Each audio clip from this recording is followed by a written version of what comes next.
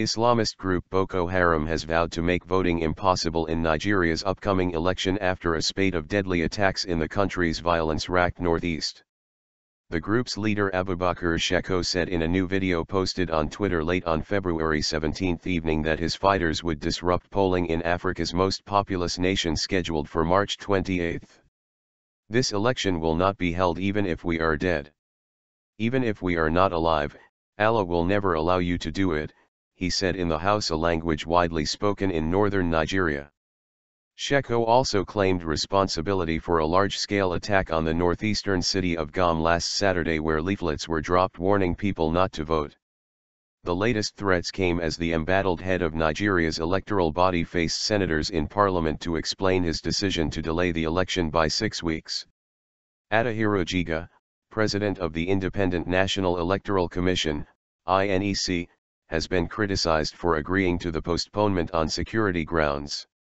National Security Advisor Sambo Dasuki recommended pushing back the date from February 14 to give troops in a regional offensive against Boko Haram more time to secure and stabilize the northeast.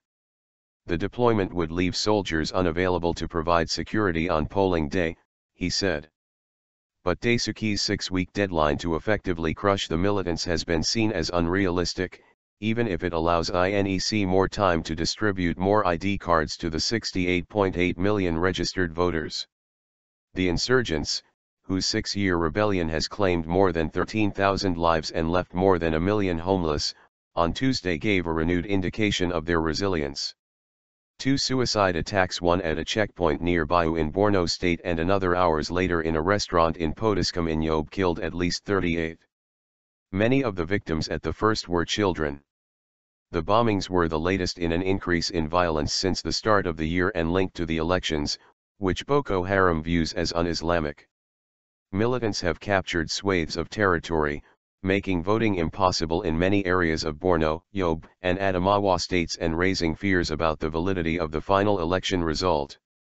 Mounting concerns about the threat Boko Haram poses to regional security have increased and galvanized Nigeria's neighbors into joining the counter-insurgency. Chadian troops deployed to Cameroon to help fight increased attacks in the country's far north, while Niger has agreed to send soldiers to help the fight back.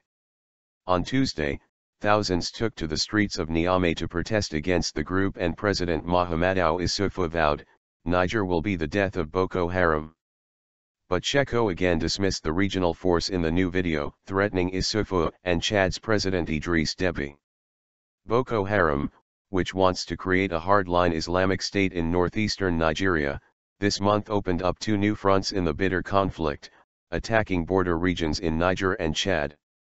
But the Chadian military, which recently regained control of the Nigerian town of Gambru on the border with Cameroon, on Tuesday evening said they had pushed further into Borno State. 2 Chadian soldiers and several Boko Haram fighters were killed in violent clashes around Dikwe, some 50 kilometers, 31 miles, southwest of Gambru, on Tuesday afternoon. A militant camp, which is near the group's stronghold in the Sambisa forest, was overrun, Chadian military sources said. Chad's presence well inside Nigerian territory is a first and may indicate a strategy to push on further to rebel-controlled areas to assist the beleaguered Nigerian military. Boko Haram fighters on Monday evening razed the Borno town of Askarayuba, 25 kilometers south of Chibok, from where more than 200 schoolgirls were kidnapped in April last year. Residents said soldiers deployed in the town since September last year refused to mobilize. There have been multiple reports of Nigerian troops failing to engage the militants in recent months.